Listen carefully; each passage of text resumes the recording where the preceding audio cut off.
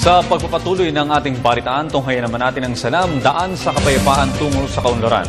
Narito ang panayam ni Jun Munir General, ang News Bureau Chief ng PTVARMM, kay Ambassador to ASEAN International Commission on Human Rights, Alan Balangi.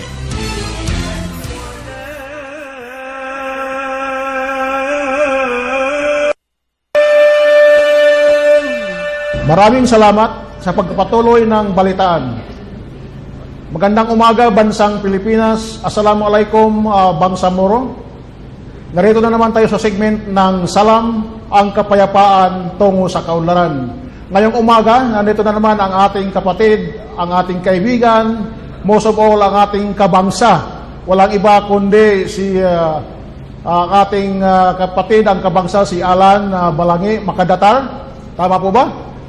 Siya sa Ambassador at Large ng ASEAN to International Human Rights Commission. Assalamualaikum, Brother Ambassador Alan, and welcome to Salam. Alaikumussalam wa rahmatullahi wa barakatuh. Sa lahat ng ating mga tagapanood, isang payapa at mapagpalayang umaga sa inyong lahat, sa ating mga kabangsa diyan sa Mindanao at saan man lupalop ng ating bansa, ng ating mundo. Assalamualaikum wa rahmatullahi wa barakatuh. Maraming salamat at ngayong narinig ko for the first time, ginamit mo ang bangsa. Dahil ang mga ibang istasyon, hindi ko nasasabihin kung ano-anong sila sabi nila, kapatid, kapamilya. Dito sa Channel 4, wala kami. Pero pwede na rin kabangsa. Oo, pwede na rin yun. Oo, kabangsa. Kasi wala kaming tawag na ganun.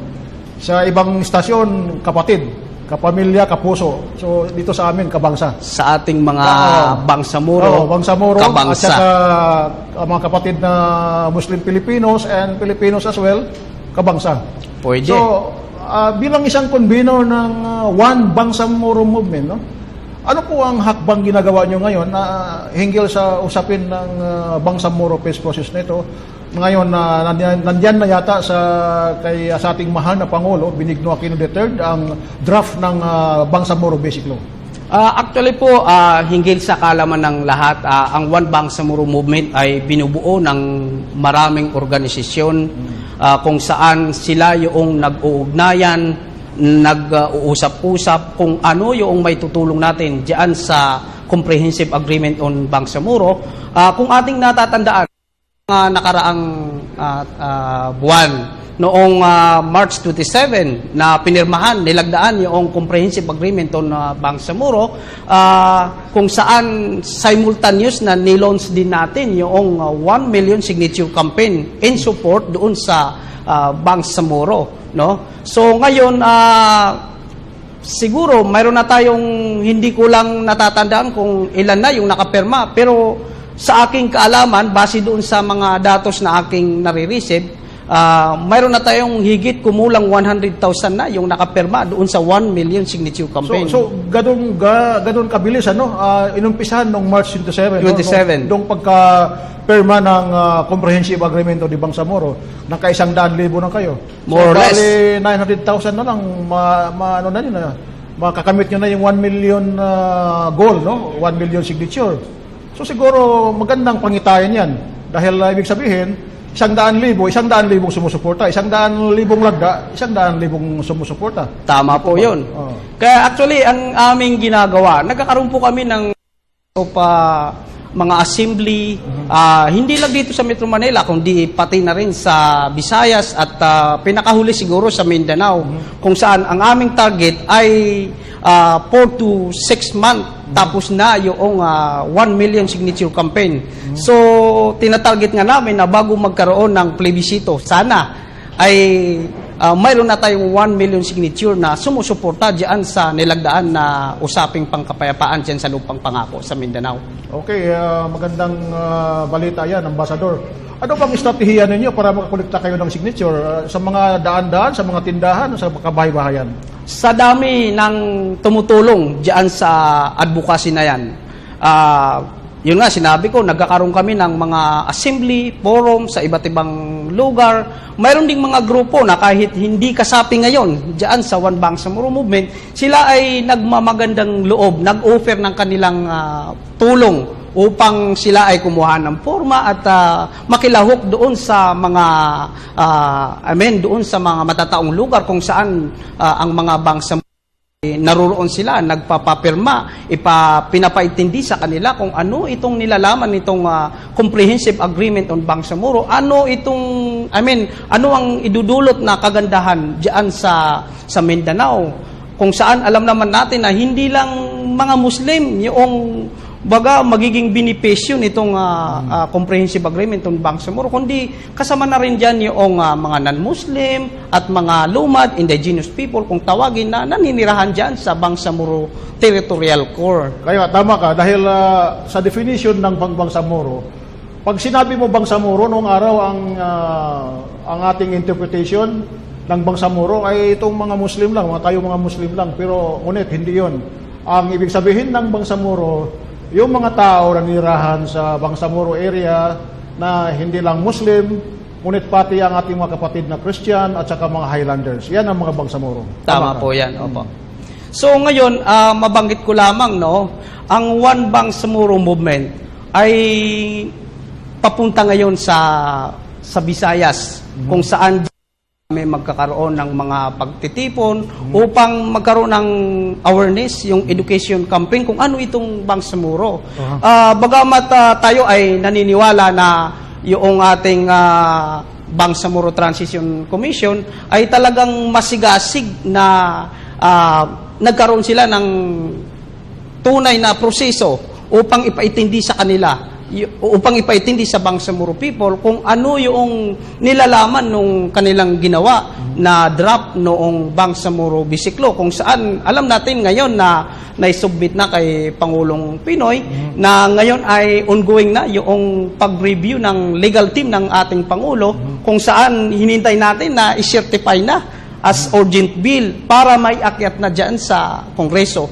So ngayon, ang One Bangsa at yung iba pang grupo na tumutulong sa ating advokasya ay naghahanda na ngayon kung paano natin tututukan yan sa Kongreso. Tayo ay masigasig na magmamasid diyan sa Kongreso para pagbigyan o bigyan ng ganap na pag-unawa yung nilalaman ng Comprehensive Agreement on Bangsamoro, kung saan tayo ay naniniwala na ang Bangsamoro Bisiklo ay napakaganda yung kanyang nilalaman. Yan ay ganap na tinatalima noong mamamayang Moro, kung saan talagang dumaan yan sa proseso na dumaan sa tunay na konsultasyon. At itong One Bangsamoro, Bangsamoro movement, ito ay isang voluntary organization lamang, ganun pa man kayo ay tumutulong dahil sa ating mga kapatid na mga Bangsamoro. Kayo po ba ay nagipag-ugnayan na sa ating mga kapatid sa Moro Islamic Liberation Front kung ano itong mga ginagawa ninyo sa ngayon? Actually, oo, mayroon na tayong pakikipag-ugnayan sa kanila. No less than the chairman ng Bangsamoro Transition Commission, si Muhager Iqbal. Time to time tayo ay kumukuha na ang update sa kanila kung ano ba yung ginagawa ng Bangsamoro Transition Commission, hanggang dumating sa punto na nagkaroon na ng pagtatapos yung pinakahuling sesyon ng Bangsamoro Transition Commission. Sa ating kaalaman, mayroon tayong out of 15 commissioners, mayroon 13 commissioners ang unanimously pumirma doon sa pagpabor ng Bangsamoro na kanilang ginawa. Mayroon lamang 2 hindi nakapirma. Sa ating pagtatanong, hindi naman sa ayaw nila pumirma. Nagkataon lang na hindi sila around on that time. Sila ay absent. Physically absent sa mga oras na yun. Kaya matatawag natin na yan ay ganap na tinalima noong 15 commissioners. Majority na tinalima noong 15 commissioners ng Bangsamoro Transition Commission. Kabangsa Alan, may balik natin doon sa 1 million signature. Ano po ang gagawin ninyo sa 1 million signature pag nakuha ninyo na ito? Saan ninyo dadalhin? Napakagandang tanong yan. Kung ating natatandaan, ilang negosasyon na yung dumaan. Nagsimula ito nung dekada noong 1976, kung saan nagkaroon tayo ng Tripoli Agreement, kung ating natatandaan. tinatawag na Jeddah Accord. Mayroon din tinatawag na Final Peace Agreement noong 1996. Kamakailan lang, mayroon tayong naunsyami na MOAID, yung Memorandum of Agreement on Ancestral Domain, kung saan maglilikha sana ito ng Bangsamoro Juridical Entity, BGE, na naudlot dahil sa temporary restraining order ng Korte Suprema. So ngayon, naisipan natin na magkaroon tayo ng parang panangga sa ating mga nagnanais na hadlangan yung usaping pangkapayapaan dyan sa Mindanao. At ang inisip dito ng One Bangsa ay pwede natin yan isangguni sa United Nations kung sakasakali na hingiin sa kanila na tingnan at talagang i-examine kung ano ba talaga yung nangyayari dyan sa usaping pangkapayapaan dyan sa Mindanao. Kasi alam natin, yung nga yung sinasabi ko, the government has been negotiating for peace for many decades now, and until now, it is refused and still refuses to give what is due to the Muslim, to the Bangsamoro people in Mindanao. Kaya ngayon, tayo ay labis na nagpapasalamat sa ating mahal na Pangulo na kanyang pinagbigyan ng kahilingan noong mga peace advocate dyan sa Mindanao, particularly yung ima-elect na nagtatanggol sa sambayan ng Moro, na magkaroon ng tuldok yung kaguluhan dyan sa Mindanao, Kabangsamoro. Maraming salamat, Kabangsang Alan. Mabalik tayo doon sa 1 million signature. Siguro pag nalikom nyo na ang 1 million signature at natapos na kayo, siguro panahon na rin kayo ay mag-door to door sa House of Congress, House of Representatives in particular, dahil there are more than 200 mga kongresista siguro, no? Siguro nararapat lang na ligawan ninyo itong mga kongresista para magiging pabor naman sila sa passage ng Bangsamoro Basic Law. Tama po yun. Actually, mayroon tayong, dyan sa pagpasa ng Bangsamoro Basic Law dyan sa Kongreso, mayroon tayong tinatawag na popular ratification, no? Kung saan ngayon, kailangan makita yung suporta ng mamamayan. So ngayon, ang ginawa ng One Banks Movement ay gumawa tayo ng isang manifesto. Ito ay pinag-aralang mahusay, no? Na iniikot natin ngayon sa iba't ibang sektor, iba't ibang leader ng Moro, hindi lang dito sa Manila, kundi kasama na rin yung Luzon at yung Visayas at Mindanao, kung saan yan ay isasangguni natin sa Kongreso. Ipapakita natin yung suporta. Yung nabanggit mo na kailangan magkaroon talaga dyan ng magmamasid dyan sa Kongreso, dahil alam natin na mayroon ilan dyan na hindi talagang masisiyahan dyan sa basic law na yan. Pero ang ating apila doon sa mga kongresista, kung saan alam naman natin na halos lahat ng distrito dito sa buong Pilipinas ay mga Muslim.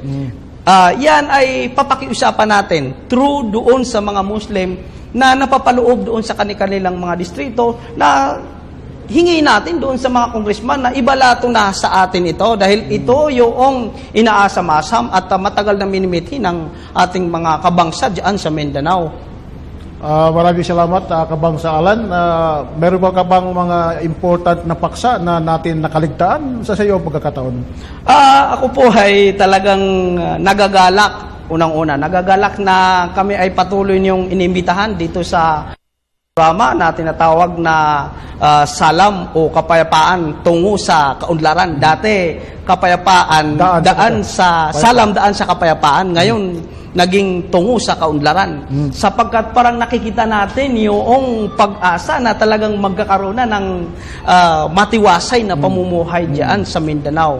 Kaya ang aking panawagan, ay bigyan natin ng daan itong comprehensive agreement ng Bangsamoro, bigyan natin ng matiwasay na pagtanggap itong Bangsamoro Basic Law, kung saan diyan sa Kongreso, siguro by next week or after 2 weeks from now ay ipapasa na diyan ng Office of the President, ay talagang kailangan yan ay yung Bangsamoro mismo, lahat yung mga grupo ay magmasid diyan sa Kongreso upang tutukan yan. At sana hindi matulad doon sa mga dating agreement na alam naman natin kung ano yung kinahinatnan. Maraming salamat, Ambassador Alan Balangit, sa iyong pagpunta dito sa seat ng Salam. And welcome, Kabangsa Alan Balangit to Salam. Daan sa kapayapaan, ngayon ay ang Salam kapayapaan na tungo sa kaunlaran. Kaunlaran. Opo. Sana harinawa, uunlad na tayong lahat, Bangsamoro at tayong lahat, mga Pilipino. Hindi lang ang Bangsamoro sa Mindanao, pero lahat ng mamayang Pilipino. Okay po. Assalamualaikum warahmatullahi wabarakatuh. Assalamualaikum warahmatullahi.